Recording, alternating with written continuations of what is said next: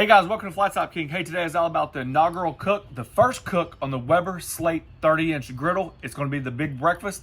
You guys sit back. Here we go. Now that you got your feet up and propped up on the recliner, this is the deal. We do big breakfast all the time when we have a new griddle because it teaches us a couple things about it. Temperature corrections, temperature zones, along with when we do pancakes, something similar to that.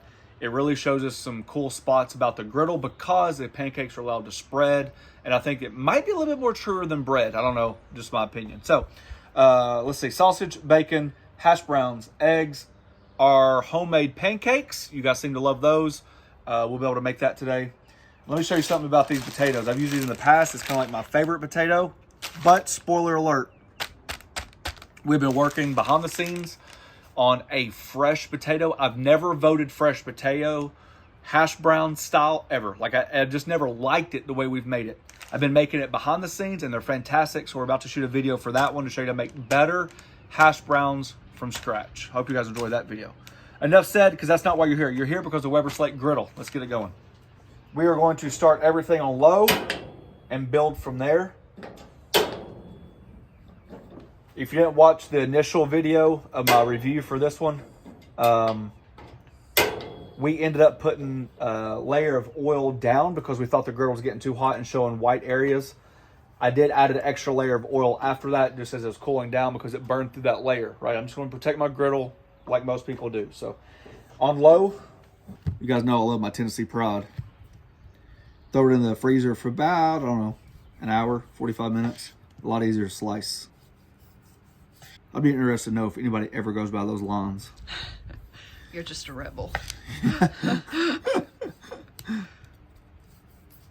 We mentioned this a lot on the very first video. I wouldn't necessarily put a lot of stock in this digital dial right here. That says 223, just to give you an idea.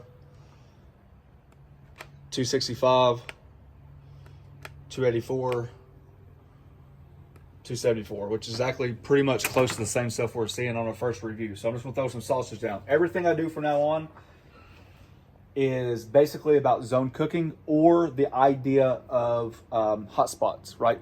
How even it is. So we're just gonna split the griddle in half for sausage. I'm gonna put them high and low, and then we want to work over and then add our bacon. Same thing. You'll be able to see like the color variations on the griddle, even through bacon. So I either need to reiterate or clarify. So in our original video, we decided to put down one coat of oil because the griddle was on high during our testing, and I noticed that it needed oil. It was white. So although this griddle comes pre-seasoned, we inevitably Close. Right. Inevitably. Thank you.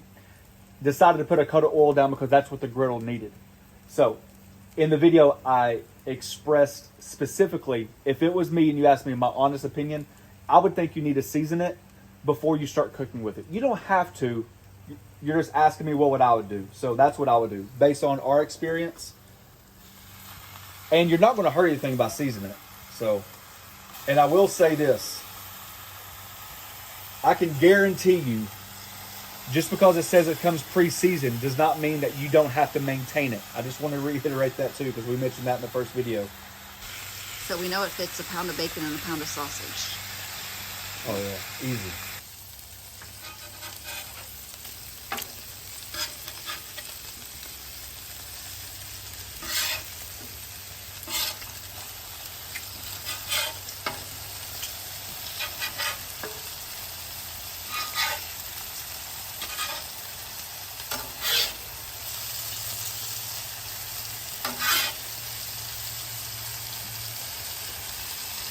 That one was there, and it's interesting. It still got color. So, color on top, color on the bottom. Bacon's able to release nicely. So we're gonna start flipping that. First thing I noticed, you should be able to notice this too, is that even in the original video, we mentioned that I think there's a hot spot right above the burner. You notice how that bacon's cooked darker than this bacon? That shows you as well that our theory and our testing was correct. That although it says edge to edge even heating, we didn't find that to be the case. We just found that it was more heating, even heating across the whole surface. just not even heating. Did I say that right? Edge to edge heating, but maybe not so even. Thank you. See how that's all darker? Because that's all coming from the middle.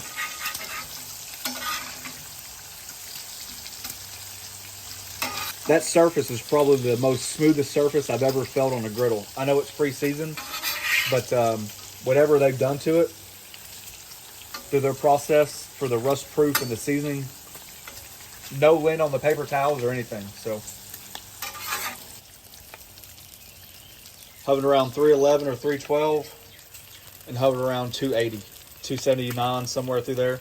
So that's when we talk about how it might not be edge to edge even, but I'm pretty impressed with just the overall cooking, you know. I mean, and it is staying low. Yes, yeah. You don't have to worry about alternating burners right now or nothing like that. This has been on for at least 25, 30 minutes.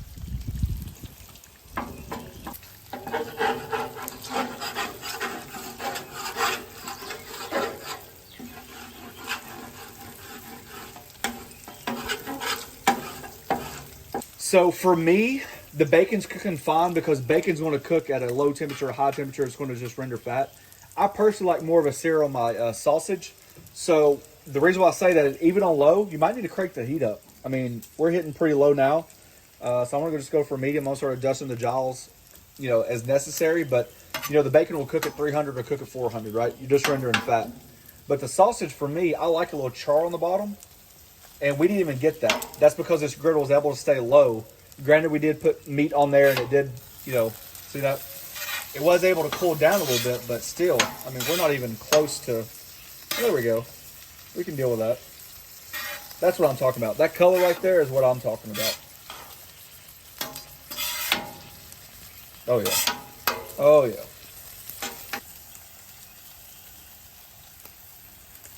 So really quick, I know it has nothing to do about the video, but you guys know that, you know, my kids through the process and all that stuff, like we've kind of showed them throughout the years. My youngest one made her cheerleading squad, and she worked so hard for it. So hard. And as a dad, obviously I've never cheered, right? So I'm trying to watch these videos about how to make her better and like coach her up and all that stuff. So I was heavily invested. Well, the truck was backing up to deliver the griddle, and I just got the call from my wife that said, hey, we made it. You know, like my daughter made the team. And I burst into tears because I knew like how much she wanted it. I'm getting emotional now. How much she wanted it. And so the driver gets out and he's like, I've never seen anybody cry over getting a grill before. I told him, I said, you just happened to be at the wrong time. I just literally found out. So, all right. So what I'm going to do now is just kind of hedge my bet here. So I'm going to take this back on low. I'm going to turn this one up to medium, this one up to medium. Because if we're going to do hash browns, we need to get a little bit higher temp. Just to give you an idea before I cleaned it off. 363. 365. That's pretty. That's pretty even. Yeah, so what we need to do is jack that temp up. I'm looking at about 400 to 425. I saved that bacon and sausage grease. That's going to be our landing zone for our hash browns. We're looking at about 400 to 425 right now. Make 4 piles.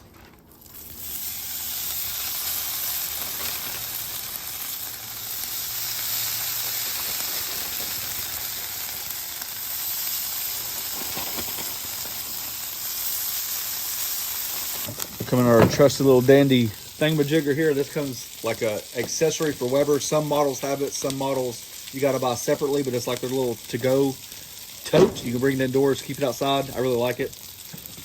Got water, got oil, keep your spices. So for you guys that bought the spices, you guys can see like how wide that gap is. There's a chosen avocado bottle. Just gives you a reference of like how big that actually is.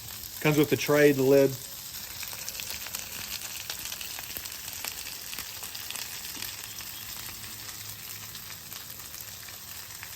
Break off about half a tablespoon of butter.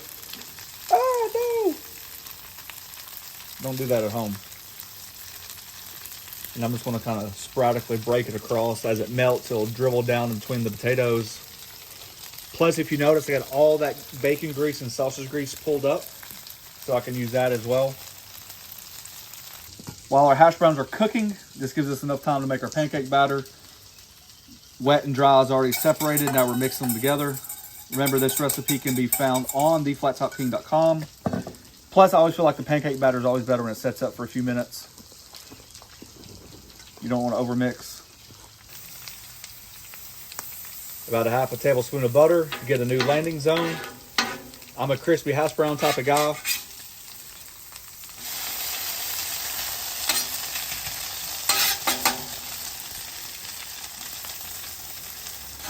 Anytime you find a new landing zone, I always like to add just as much butter or oil down. First side shouldn't get neglected like the bottom side. That's my portion right there. Right over that hot spot.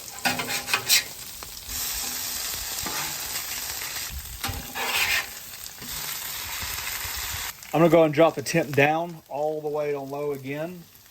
While these hash browns cook, we'll allow that griddle to calm back down, because when we cook our pancakes next, we're shooting around 375.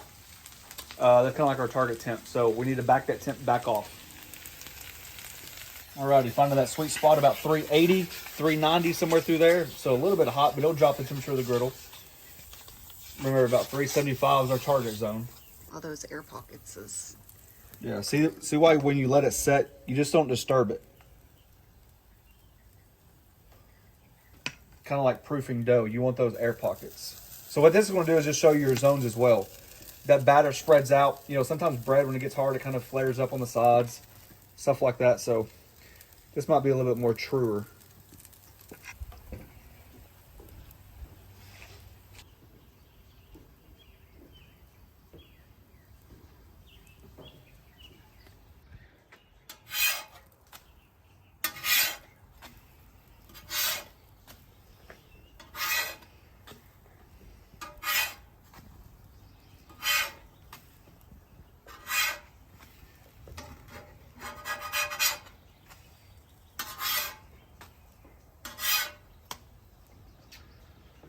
Yeah, that's pretty good. That's pretty even. It seems like actually once the food gets on there, you start moving the food around, it honestly seems like the griddle temperatures maybe even out a little bit more. They don't necessarily represent that temperature, but overall, instead of like having your hot spot here, you know, it still might creep up a little bit, but I mean, God, look at them pancakes though. Can we talk about them air pockets? I know. Fluffy! See how the griddle's still staying at a low temp? It's not really building up heat. That's something that I've always enjoyed about certain griddles. I'm a low man because I feel like if you walk away from it for some odd reason, you forgot something inside the house, you get distracted, your kid wants you to watch them practice cheer, whatever it is, you don't want your griddle just to start heating up and all of a sudden you've overshot your temperature. So that's why I've always liked the initial Weber, and this one seems to follow the suit a little bit in the fact of when you're on low, you can keep low temperatures.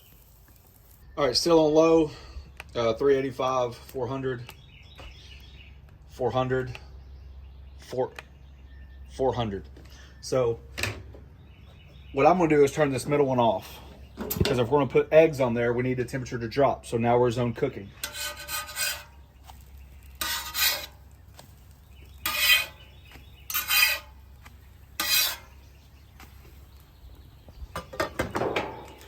I think I'm gonna have an enjoyable experience on it. You know, and I think that's the biggest difference. I think sometimes I put too much pressure on myself to review a griddle and how like every nuance needs to be perfect or this or that, instead of just come out here and enjoying it. I mean, you guys see what we threw down today. Everything's been pretty even. I like the fact that it stays on low. I mean, it's probably a little hot for me, but it's gonna work.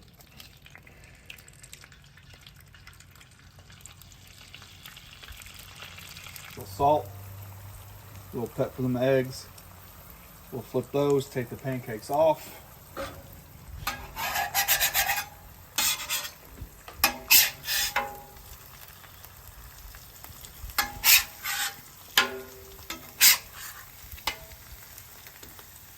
Just show you that our griddle's calming down. Obviously I turned it off. But see, now we're in that 325 range. See how we didn't get any browning? I'm not a big brown fan on eggs.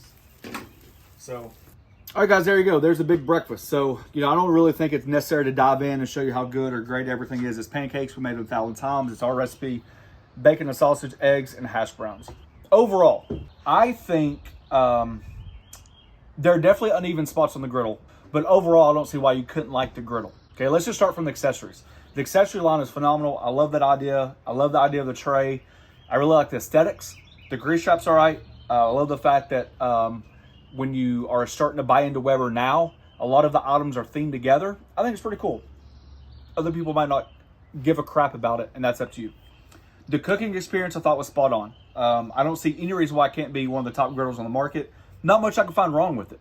Not at all. I think the surface was fantastic. I do want to reiterate, I personally feel like only on one cooking that you are going to have to keep it seasoned. I don't want anybody out there to get the wrong impression. That just because it comes pre-seasoned does not mean that it has to be maintained. There's a big difference. Rust, we won't know until we get there. Other than that, I think it has a very good high temperature. I think it has a very good low temperature. Maybe not the best, but very good low temperature compared to some. And that's what I'm looking for in the griddle. So the 30-inch model, I really wish I had my other one so we can compare to see if it's the same size as the other one. Now that I'm saying that, it could have been a 28-inch. I think it was. Okay. The original 3-burner Weber. And we might end up getting that 36. You know, I really wanted the 36 because I really feel comfortable in that. But there's so much space on there. I never felt like I needed any more space today. So, you know, a lot of times we only cook for us, but I always preach to get the 4-burner if you can. So anyways, there's a synopsis. There's what it is.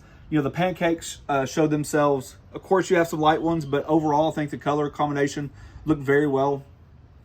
Even at like 360, the eggs didn't burn. The griddle was calming down. The sausage, the bacon, and the crispy hash browns. So there's my first cook on the Weber. You guys check it out.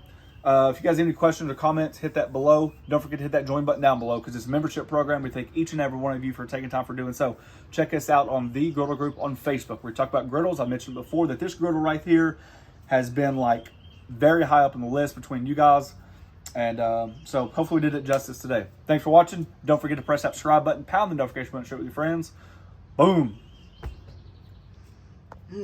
Hashtag bacon dust. Not quite. Still good though. Those pancakes though, man.